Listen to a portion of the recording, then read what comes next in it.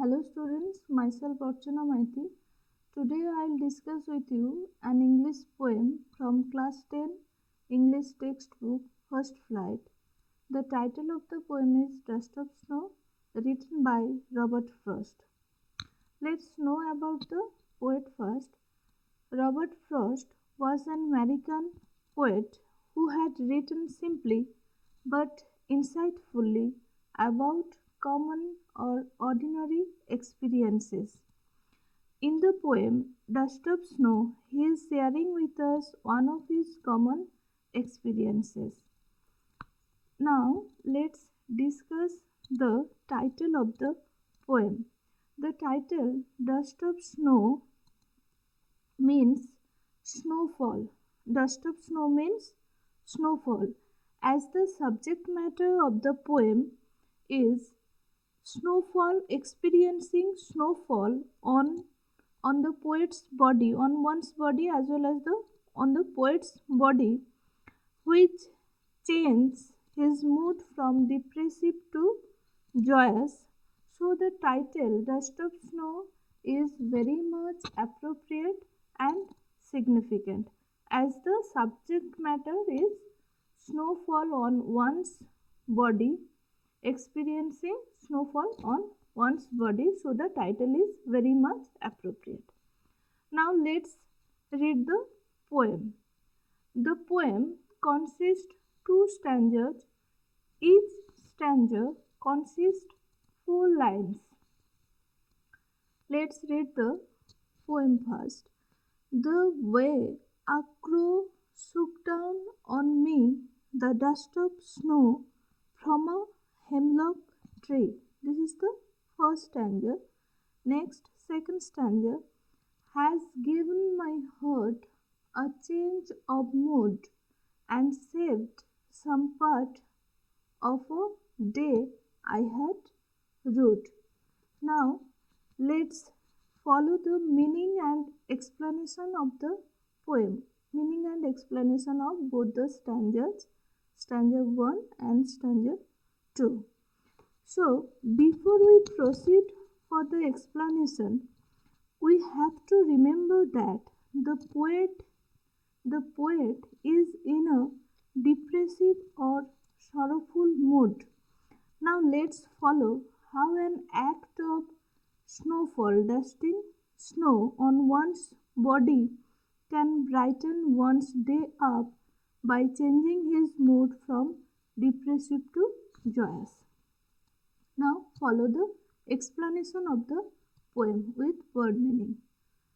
The way a crow shook down on me the dust of snow from a hemlock tree. These 4 lines consist first stanza. The poet is saying in this stanza, a crow shook down on me. Here me refers to the poet. Then what did the crow shake down on the poet? The dust of snow. So a crow shook down the dust of snow on the poet. From where? From a hemlock tree. So from this 4th line we come to know that the crow is sitting on the branches of a hemlock tree. Though it is not clearly mentioned here whether it is sitting on the branches or whether it is readjusting itself on the branches. We may assume that for its movement on the branches, it shook down the dust of snow on the poet.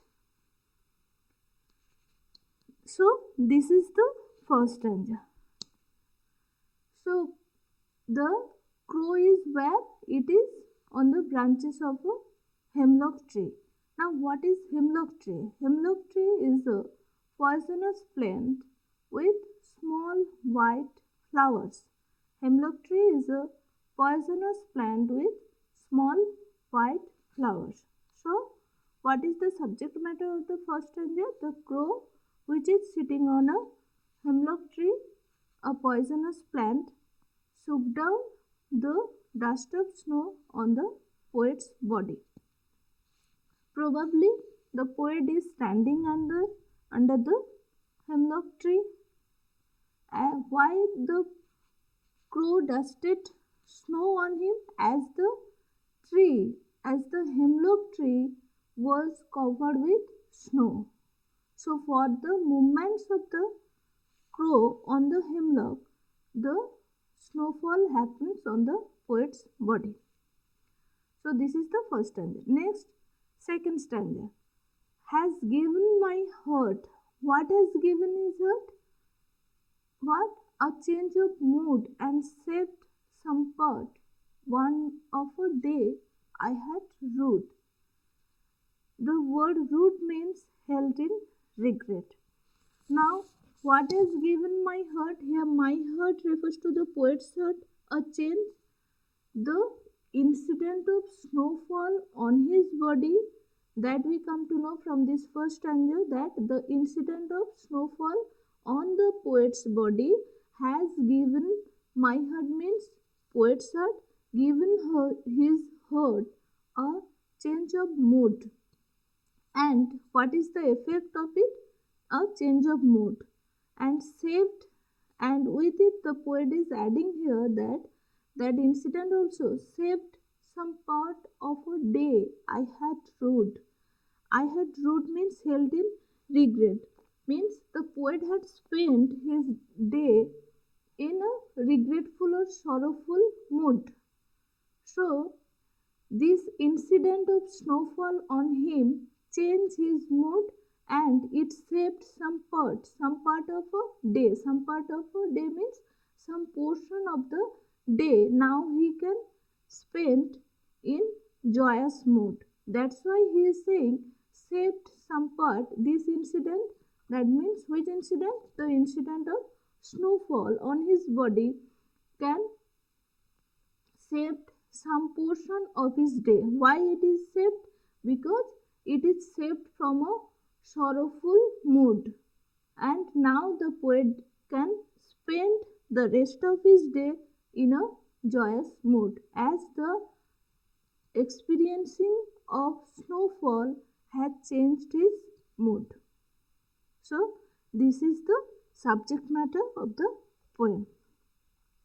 Now let's discuss about the lessons or messages of the poem. The poem, through this poem,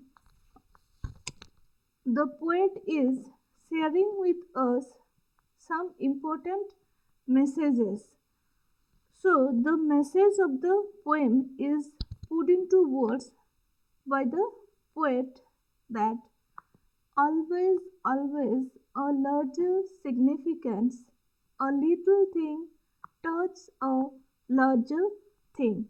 So one of the most important message that we gather from this poem, that is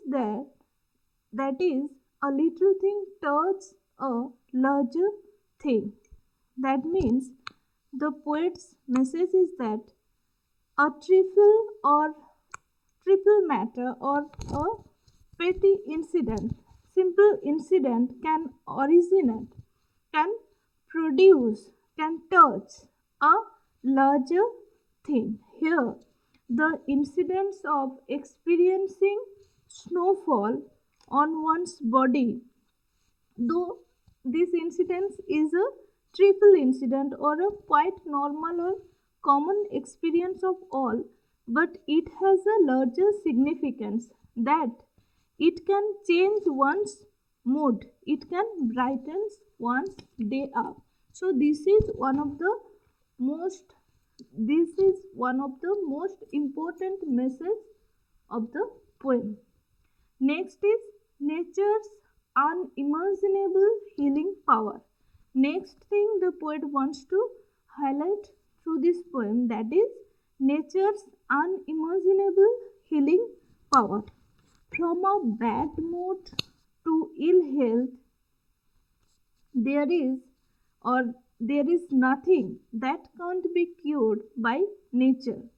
Thus, the poet's depressive mood is also changed into happiness by nature's gentle touch of snow falling.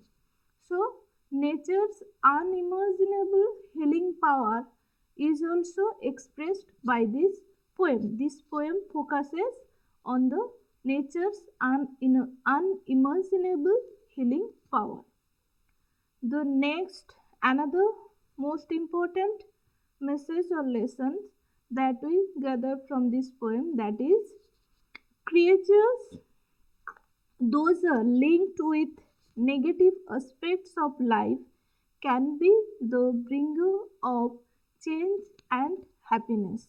Let's go back to the poem. Here, the poet uses crow, hemlock tree.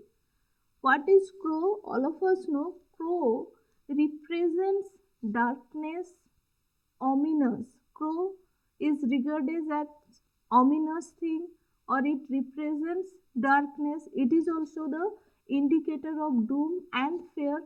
In on the other hand, hemlock tree, which is a poisonous plant. So the crow combined with the hemlock tree, though regarded as ominous and indicator of doom and fear, has been used by the poet as the carriers of happiness, as the bringer of happiness. So, this is also an important message that we gather from this poem, that creatures linked with negative aspects of life can be the bringer of change and happiness. The poet has used ominous creature like crow to indicate or to bring happiness in one's life, to change one's mood into happiness. So, of course, this change will be possible only when there will be positivity on one's mind. We can say that if one's mind will be full of positiveness, that time an indicator of negative aspects can also bring happiness in his mood, or can also bring happiness or joyousness in his life.